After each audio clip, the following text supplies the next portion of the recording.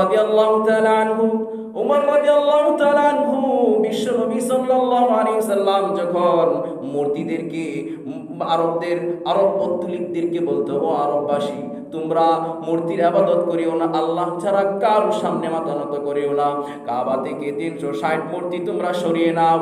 বিভিন্নভাবে এই মূর্তিদেরকে যখন নবী সাল্লাল্লাহু আলাইহি ওয়াসাল্লাম কটাক্ষ করত, উমর তো তখন মূর্তি পূজা করত। উমরের বাপ দাদা তখন মূর্তি পূজক ছিল। তারা সবাই মূর্তির কাছে ইবাদত করত, মূর্তির কাছে চাইতো, মূর্তির কাছে জীবন চাইতো, মূর্তির কাছে খাবার চাইতো, মূর্তির সামনে তারা মাথা নত করত।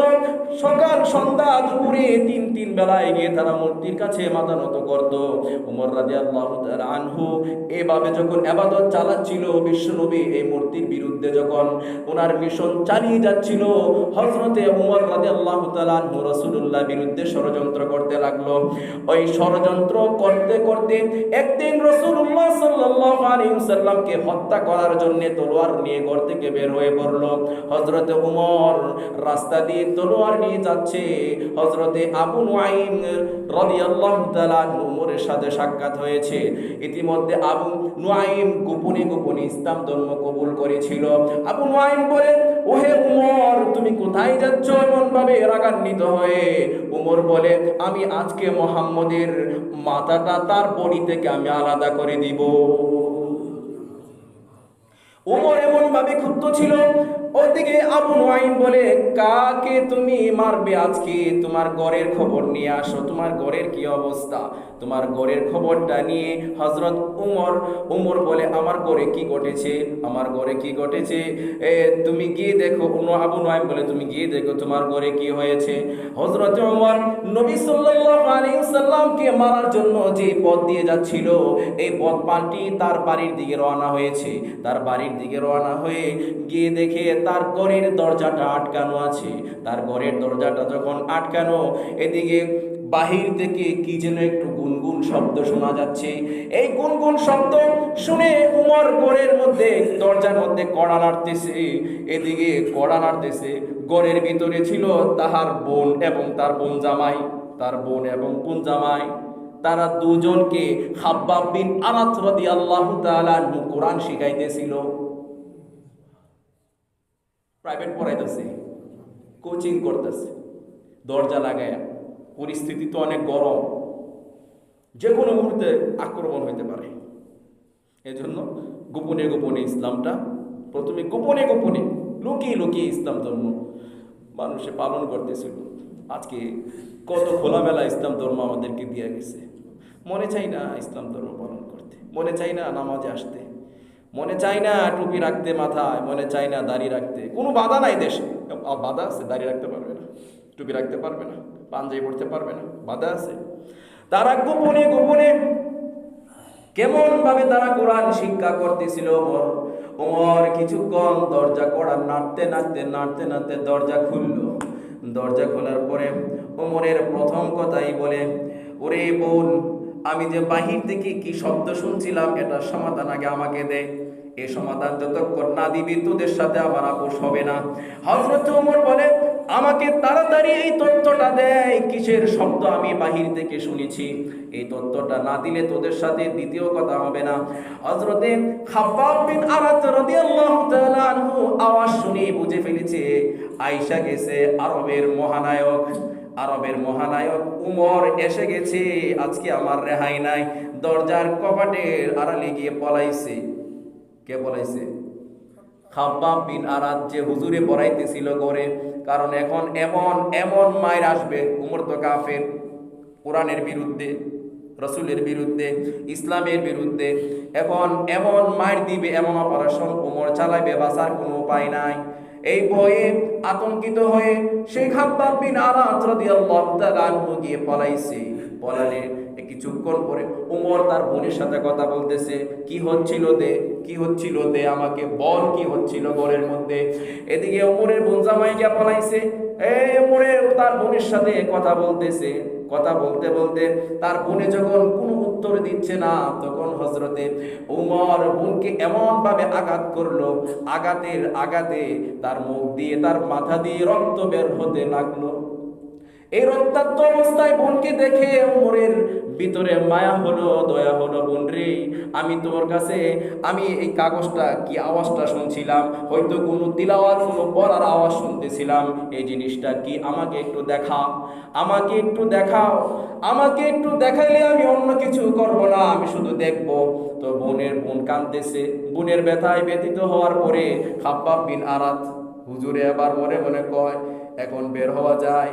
ভাই বোনের ঝগড়া হয়তো কিছু একটা মিটেছে, বোনের রক্ত দেখে ভাই একটু নিভে এসেছে, একটু স্থির হয়ে এসেছে, এবার আস্তে আস্তে বের হয়ে আসে খাব্বাব বিন আরাত বের হয়ে আইসা উমর এই কাগজটাকে নিতে চায়। উমরের বোন বলে ভাইয়া এই কাগজে তুমি টাচ করবে না, তোমার শরীর নাপাক, তুমি একজন কাফের, তোমার শরীর নাপাক, তুমি একজন মুশরিক। ইন্নামাল মুশরিকুনা নাজাসুন ফালা ইয়াকরাবুল মাসজিদাল হারাম, সমস্ত মুশরিকরা তারা নাপাক, এই নাপাক অবস্থায় তুমি এই কোরআনকে ধরতে পারবে না, ছুঁইতে পারবে না। ওমরকে পাক পবিত্র করায়া খাব্বাব বিন আরাতের কাছ থেকে এই কোরআনের টুকরাটা নিয়ে, কাগজটা নিয়ে, কোরআনের সূরাটা নিয়ে খাব্বাব বিন আরাতের কাছ থেকে তার বোন নিয়ে তার হাতে দিল। ওমর তো আরবি ভাষী, আরবে জন্ম হয়েছে। ওমর রাদিয়াল্লাহু তাআলা এই কাগজের টুকরাটা নিয়ে, এই সূরাটাকে হাতে নিয়ে ওমর রাদিয়াল্লাহু তাআলা পড়তে লাগলো, তাহা মা আনজালনা আলাইকাল কুরআনা লিতাশকা ইল্লা তাযকিরাতান লিমান ইয়াখশা তানজিলাম মিম্মান খালাকাল আরদা ওয়াস সামাওয়াতিল উলা আর-রাহমানু আলাল আরশি ইস্তাওয়া। প্রত্যেকটা আয়াত পড়তেছে, ওমর হৃদয়ঙ্গম করতেছে, ওমর প্রত্যেকটা আয়াতের শেষাংশে দেখতেছে পংক্তি মিল, সাজা মিল, কবিতার মতো শেষাংশ কি সুন্দর করে মিলিয়ে বলতেছে। ওমর এই কোরআনকে পড়ে ওমরের ভিতরে এমন প্রভাব পড়েছে, ওমর বলে এই কোরআন কোনো সাধারণ মানুষের না। আমরা যে মুহাম্মদকে বলি মুহাম্মদ কোরআন বানাইছে, মুহাম্মদ নিজে কোরআন বানিয়ে আরব ভূখণ্ডে বলা বলি করে মুহাম্মদ মানুষকে জাদু করেছে, মুহাম্মদ একজন গণক, মুহাম্মদ একজন পাগল। এই কথাটা পাগলের হতে পারে না, এই কথাটা কোনো গণকের হইতে পারে না, এই সূরা কোনো জাদুকরের হইতে পারে না। ওমর রাদিয়াল্লাহু তাআলা আনহু বোনকে বলল, ও বোন রে তুই এই কাগজটা কোথায় থেকে পেলে, এই সূরাটা কোথায় থেকে বলে। ওমর রাদিয়াল্লাহু তাআলা আনহুর বোন বলে ভাইয়া আমাকে এই কাগজটা নবী সাল্লাল্লাহু আলাইহি সাল্লামের কাছ থেকে পাঠানো হয়েছে। কোরআনে কারিমের সূরা তাহা 16তম পারা 11 নম্বর পৃষ্ঠায় সূরাটা। এই সূরাটা যখন পড়তেছে উমরের ভিতরে এমন ধাক্কা লাগছে, সাহিত্যিকতায় ভরপুর। উমর বলেন আমাকে তাড়াতাড়ি মুহাম্মদের কাছে নিয়ে যাও, আমি মুহাম্মদ সাল্লাল্লাহু আলাইহি সাল্লামের সাথে কথা বলতে চাই। এখন তো তার আরো আতঙ্ক আছে, বোনরে মারছে, এখন মুহাম্মদ সাল্লাল্লাহু আলাইহি সাল্লামের কাছে গিয়ে নিয়ে আবার হুলস্থুল শুরু করে, বলা যায় না। ভয়ে আতঙ্কিত হয়ে বোন এবং তার জামাই খাব্বাব বিন আরাত রাদিয়াল্লাহু তাআলা তাতে নিয়ে গিয়ে রাসূলুল্লাহ দরজা আটকায়া তালিম করতেছে সাহাবীদেরকে, দরজা আটকানো, ওপেনলি ইসলাম প্রচার করতে পারতেছে না, সেখানে গোপনে চুপি ইসলাম প্রচার করে। দরজায় গিয়ে আওয়াজ দিল, নবী বলে কে এসেছো? ওমর কো আমি ওমর। সবার কলিজা শুকিয়ে গেছে, আরবের মহানায়ক এবার হাজির। যেখানে বাঘের বই এখানে রাত হয়, যার বয়ে করে দরজা আটকায় ইসলামে তালিম করতেছিলাম সে আবার হাজির হয়ে গেল। এদিকে হযরতে হামজা রাদিয়াল্লাহু তাআলা ঘরে ছিল, উনি ইসলাম ধর্ম গ্রহণ করছে, কিছুদিন আগে ইসলাম ধর্ম গ্রহণ করছে। হযরতে হামজাও ছিল একজন সিপার সালার, আরবের মহানায়ক ছিল, জাহিলি যুগে ছিল, ইসলামের যুগেও ছিল। হযরত হামজা বলেন, হুজুর আপনি বই করিয়েন না, আপনি দরজা খুলেন। আজকে ওমরের সাথে একটা শেষ মোকাবেলা হবে। যদি অশৃঙ্খলতা করে, যদি কোনো হট্টগোল বাজাইতে চায়, কোনো দাঙ্গা বাজাইতে চায়, আজকে ওমরকে ছাড়া হবে না। বহুত তাকে ছাড় দিয়েছি, তাহার বইয়ে আমরা দরজা আটকায় ইসলামে তালিম করতেছি, আমরা তালিম সূরা শিক্ষা করতেছি। এখন সে যেহেতু এসেছে, তার সাথে একটা মোকাবেলা আজকে হবেই হবে। হযরতে হামজা নবীকে বলে, হুজুর হুজুর দরজা খুলে দেওয়ার পরামর্শ দিচ্ছি, আপনি যেটা ভালো মনে করেন। নবী সাল্লাল্লাহু আলাইহি ওয়াসাল্লাম দুজন সাহাবীকে অর্ডার করলেন, ও সাহাবীরা দরজা খুলে যাও, দরজা খুলো। দরজা খোলার সাথে সাথেই দুই পাজরে, দুই বাহুতে ওমরকে ধরে ফেলেছে। না জেনে কি করে বসে এভাবে দয়রা নবীজির কাছে। ওমর বলেন, ও বন্ধুগণ, আমাকে আজকে ধরবে না, আমাকে ছেড়ে দাও। আমি আজকে দাঙ্গা করতে আসি নাই, তোমাদের সাথে কোনো ধরনের অপ্রীতিকর ঘটনা ঘটানোর জন্য আসিনি। তোমরা আমাকে আজকে ছেড়ে দাও, আগে বিশ্বনবীর কাছে আমাকে যাইতে দাও, আমি বিশ্বনবীর সাথে কিছু কথা বলিব। এই সূরা তাহা টুকরাটা নিয়ে বিশ্বনবীর সামনে হাজির হয়েছে। হুজুর আপনার দেওয়া কি এই সূরাটা? আপনার প্রভু কি আপনার উপরে এই সূরাটা নাজিল করেছে?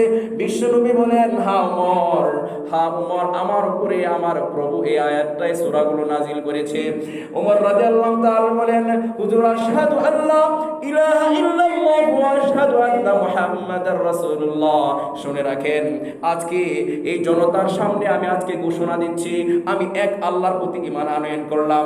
আরবের 360 মূর্তি আজকের পর থেকে আমি পরিত্যাগ করলাম। আপনাকে শেষ রাসূল হিসাবে আমি আজকে আখ্যায়িত করলাম।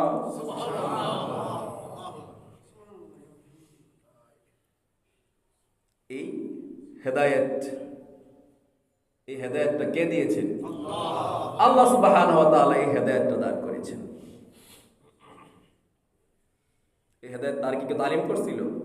বের হয়েছিল নবীকে মারার জন্য, অস্ত্র নিয়ে বের হয়েছে, নবীকে মেরে ফেলবে। এই হেদায়েতটা আল্লাহ দিয়েছে। হেদায়েত কোনো ব্যক্তি দিতে পারে না, কোনো ব্যক্তি হেদায়েত দিতে পারে না। ওমর রাদিয়াল্লাহু তাআলা যখন ইসলাম ধর্ম গ্রহণ করেছেন, বিশ্ব নবীকে বলেন, হুজুর আজকে এখন থেকে গোপনে কিছু চলবে না। আপনি কি হকের উপরে আছেন নাকি বাতিলের উপরে আছেন? বিশ্ব নবী কয়, ওমর আমি তো হকের উপরে আছি। আল্লাহর পক্ষ থেকে পয়গাম পাঠাইছে আমি হকের উপরে থাকার জন্য। আমি হকের উপরে আছি ওমর, কোনো সন্দেহ নাই। আমি যে হকের উপরে আছি কোনো সন্দেহ নাই। ওমর কয়, হুজুর আজকের পর থেকে সিক্রেট কিছু চলবে না, সব কিছু ওপেন খোলাখুলি ভাবে হবে। ইসলাম ধর্ম আজকের পর থেকে, এখন থেকে দরজা খুলে খুলে আপনি প্রচার করা শুরু করে দেন। আজকের পর থেকে আপনার বিরুদ্ধে, কোরআনের বিরুদ্ধে, ইসলামের বিরুদ্ধে, সাহাবীদের বিরুদ্ধে যে আসবে তার সাথে তলোয়ার দিয়ে আমার কথা হবে, তলোয়ার দিয়ে কথা হবে। কাবা প্রান্তরে দাঁড়ায়া, কাবা হিজরতকালে নবীজিকে যখন হিজরতের আদেশ করা হয়েছে, নবীজি হিজরতে চলে গেছে। কাবা প্রান্তরে দাঁড়িয়ে ওমর একটা ভাষণ দিয়েছিল, কে আছো আজকে স্বামীকে বিধবা বানাতে চাও? কে আছো আজকে সন্তানকে এতিম বানাইতে চাও? কে আছো আজকে মাকে সন্তান হারা করতে চাও? আমার কাছে আসো, তোমাদের সাথে আমার মোকাবেলা হবে। আমি আজকে মিছিল করতে করতে আরবের নারী পুরুষদেরকে নিয়ে মক্কা পরিত্যাগ করতেছি, তোমাদের সামনাসামনি ভাবে আমি যাচ্ছি, আসো, কে আমার সাথে আসবে? তলোয়ারটা মাটিতে হেসরাইতে মদিনার দিকে চলে গেল। কারো কোনো সাহস হয় না উমরের মোকাবেলা করার জন্য। আল্লাহ নবী কো, এই হইল আমার দোয়ার বাস্তবতা। আমি যে দোয়া করেছিলাম আল্লাহ ইসলাম ধর্মকে 2 উমরের মাধ্যমে শক্তিশালী করেন, এই আল্লাহ উমরকে হেদায়েত দিয়ে দিয়েছেন। আল্লাহ নবীর দোয়া কবুল করেছেন। আমরা তো নামাজে দোয়া করি, আল্লাহ আমাদেরকে হেদায়েত দেন। তো হেদায়েতের মালিক কে? আল্লাহ। কোনো ব্যক্তি হেদায়েত দিতে পারে